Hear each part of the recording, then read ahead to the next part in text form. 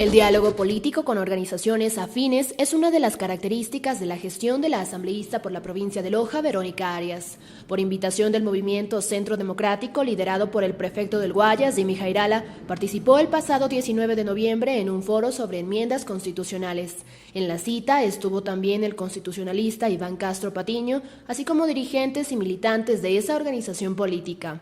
La asambleísta Verónica Arias es la asambleísta por la provincia de Loja. Cabe recalcar que es una de las asambleístas más jóvenes por la provincia de Loja en la historia, es vocal del Consejo.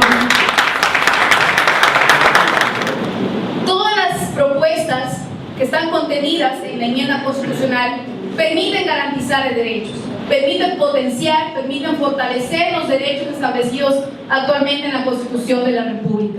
Garantizar, por ejemplo, el derecho a la participación política, garantizar, por ejemplo, el derecho a la salud, a la educación, garantizar el derecho a la seguridad integral, garantizar el derecho a la seguridad humana, entre otros derechos.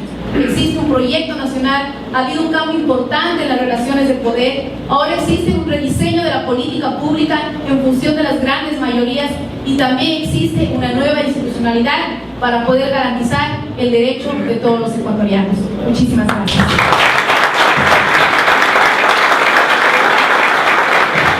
Con 8 votos a favor y 3 en contra, la Comisión de Enmiendas Constitucionales aprobó este 25 de noviembre el informe para segundo y definitivo debate en el Pleno de la Asamblea Nacional. La vicepresidenta de esa instancia, Verónica Arias, señaló que el pueblo ecuatoriano autorizó en las urnas a la Asamblea Nacional enmendar la Constitución vía parlamentaria. Igualmente solicito, señor presidente, que se incluya el análisis que se ha realizado sobre la legitimidad de esta enmienda constitucional. Básicamente lo que señala sobre el aval que dio el pueblo ecuatoriano para que esta Asamblea Nacional pueda tramitar enmiendas vía parlamentaria. En ese sentido, señalar que el 63,93% de los ecuatorianos que dimos el sí por la Constitución de Montecristi, también avalamos las vías por las cuales se puede modificar la Constitución de la República, entre ellas de enmienda vía Asamblea Nacional. Verónica Arias explicó el efecto en la oposición ecuatoriana de la disposición transitoria que impediría al presidente de la República y a los asambleístas que llevan 2 periodos en funciones participar en las elecciones generales del 2017. Ayer decía yo en el debate, Verónica, que el presidente de la República en su momento había manifestado que es un absurdo la reelección indefinida, pues en la alternancia está parte de la democracia, que es sustancial con la democracia. El presidente de la República puede cambiar de opinión, sin duda, pero tiene que preguntarle al pueblo. Juicio, ¿qué va a pasar con el Ecuador aprobadas estas enmiendas? Bueno, primeramente aclarar, Andrés, lo que manifestaba Patricio.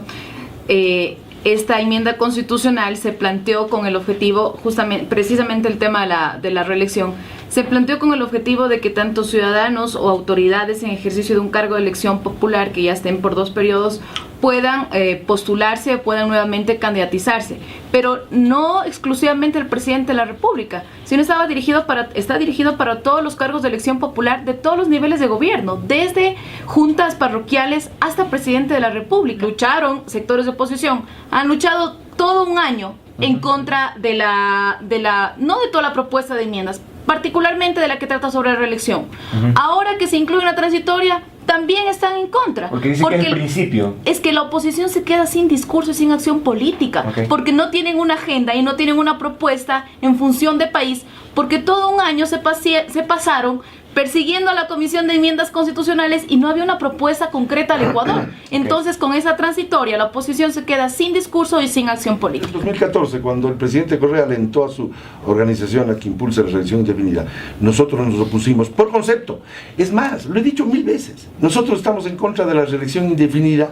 Ahora, respecto de lo que manifestó Patricio sobre la reelección, tú has manifestado en esta mesa que estás en contra de la reelección sin limitación. A diferencia del asambleísta también de oposición, Luis Fernando Torres, que manifiesta que ellos sí están a favor de la reelección, pero que se ha sometido a consulta popular. Y ello evidencia la fragmentación de la oposición, porque en la Comisión de Enmiendas Constitucionales se presentaron 3 informes de minoría, uno de Avanza, uno de Creo y uno del Partido Social Cristiano. Y con la informe de mayoría serían 4 informes que pasarían al pleno de la Asamblea. Entonces tampoco, digamos, no logró la oposición tener una sola posición respecto a las enmiendas constitucionales, y por ello se presentaron 3 informes de minoría. A Alianza País le costó un poco ponerse de acuerdo también con su informe. Claro, así es. No todos piensan igual, hubo dificultades, tenían criterios distintos, pero se logró una posición unánime. A diferencia de la oposición, que no pudieron pues tener una posición unánime y llegar a puntos, digamos, de acuerdo, y por ello se presentó 3 informes de minoría ayer en la Comisión de Enmiendas Constitucionales. ¿Cómo es posible? Nosotros sí hacemos conocer nuestras diferencias porque somos auténticamente democráticos y decimos la verdad tal y como la sentimos. Así de simple. 20 segundos para lo que quiere decir, pero además, ¿se sabe ya la fecha de la votación final? Pero imagínate, Patricio, si en un tema como las enmiendas constitucionales, que son 15 puntos, no se lograron poner de acuerdo. Imagínense en un proyecto de país. Somos movimientos si es que llegan al poder la oposición, ¿cómo se podrán poner de acuerdo para gobernar el Ecuador? Recordó también el discurso y la estrategia de estos sectores sobre la alternancia política. ¿Había alternancia o no? Cuando en este momento hay diputados que están casi 20 años en la Asamblea, estuvieron desde el ex Congreso y están ahora y siguen ahora en la Asamblea. Entonces ahí sí pregunto, ¿habría alternancia o no? ¿Quién habla de la alternancia ahí? Porque claro, se modificaron en cantidad de ocasiones la Constitución, y la reelección sí era buena para los diputados, pero no para otras autoridades de elección popular, menos para el presidente de la República, porque vivíamos en una época de un parlamentarismo criollo, en la que sí era bueno que los diputados se reelijan, pero no el presidente de la República, porque era necesario en ese momento la hegemonía del Congreso y que el Congreso tenga mayoría, porque lo tenían secuestrado el presidente de la República, incluso manipulado en las propias decisiones del Ejecutivo. Entonces, ¿quién habló ahí de alternancia? Y ahí se beneficiaron muchos, es verdad, se beneficiaron. Por otro lado, la asambleísta Lojana asistió a la ceremonia de graduación de los estudiantes de la Universidad Internacional del Ecuador, Extensión Loja, donde recibió un reconocimiento por su destacada y notable labor al servicio de la ciudad y provincia. Verónica Arias felicitó a los nuevos profesionales e hizo votos porque se involucren de forma ética y técnica en la política. En el ámbito parlamentario, por ejemplo, la responsabilidad de representar a los ciudadanos implica una preparación académica constante, una voluntad política inquebrantable y una ética a toda prueba. Implica también romper esquemas y algunos estereotipos que están en la cultura política y tienen que ver con que los jóvenes no tenemos la experiencia o la trayectoria profesional para ocupar, por ejemplo, cargos de representación popular. Con toda la responsabilidad que implica la dignidad que me ha sido confiada, aspiro a representarlos cada día de mi gestión, con consecuencia a ustedes, queridos jóvenes profesionales, empeñosos trabajadores, sacrificados padres, madres y jefes de hogar, que como yo afrontan la ardua tarea de conciliar diariamente las responsabilidades laborales, familiares y sociales. Los jóvenes ya no somos simples espectadores, sino protagonistas del desarrollo nacional. No obstante, es necesario continuar profundizando nuestra preparación y el involucramiento ético y técnico de la juventud en los asuntos públicos.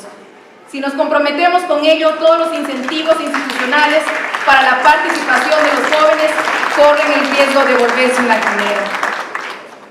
Quiero dar las gracias por este reconocimiento a nombre de mis compañeros legisladores, que se convierte además en motivación y compromiso para seguir trabajando en función de los intereses de Loja y el país. Felicitaciones a todos los graduados.